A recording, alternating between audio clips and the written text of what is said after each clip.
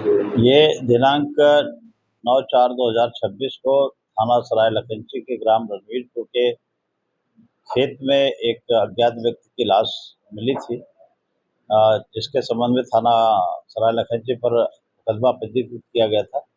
बाद में उसकी पहचान मृतक शिवम सिंह, जो हथौठा जहानाबाद आजमगढ़ का रहने वाला था, उसके रूप में हुई थी। और यह यहाँ पर कंधेरी सराय लखनची में ट्रीटमेंट प्लांट में सिक्योरिटी गार्ड का काम करता था।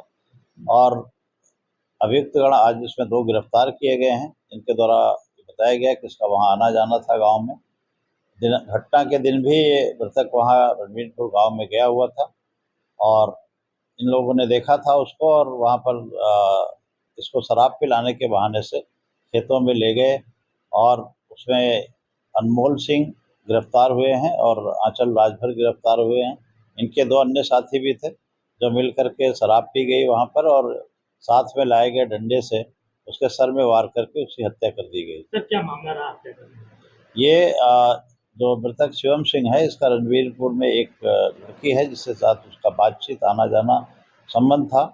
तो उसको लेकर के ये चूँकि गांव के लड़के थे अभियुक्तगण, इसका विरोध इनके मन में था और इसको लेकर के कहीं न कहीं इनमें नाराज़गी थी।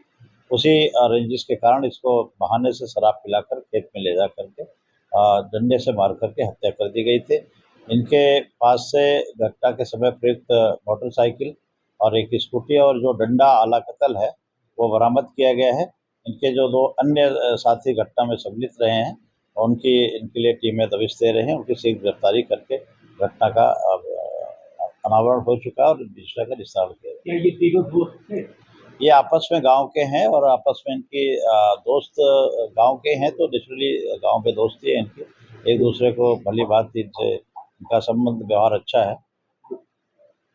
इन्होंने हत्या से पहले क्या उसके साथ मारपीट भी की थी या उसको पहले वो किया? नहीं, जैसा इनके द्वारा बताया जा रहा था कि उसको बहाने से शराब पिलाने के बहाने से खेत पे ले गए और वहाँ बैठकर शराब पी गई और उसी दौरान पीछे से डंडा मार करके उसको 2-3 लोगों ने उसके सर में डंडा मारा और जिससे बेहोश हो गया और उसी चोट के कारण उसकी हत्या हो गई और वो मृत हो गया।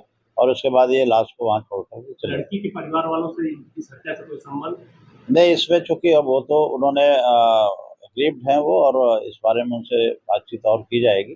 किंतु ये जो अभियुक्त हैं, इन्होंने इस घटना को स्वीकार किया है और इस बात की पुष्टि की गई। तो क्या माना जाए ये प्रेम प्रसंग का मामला है?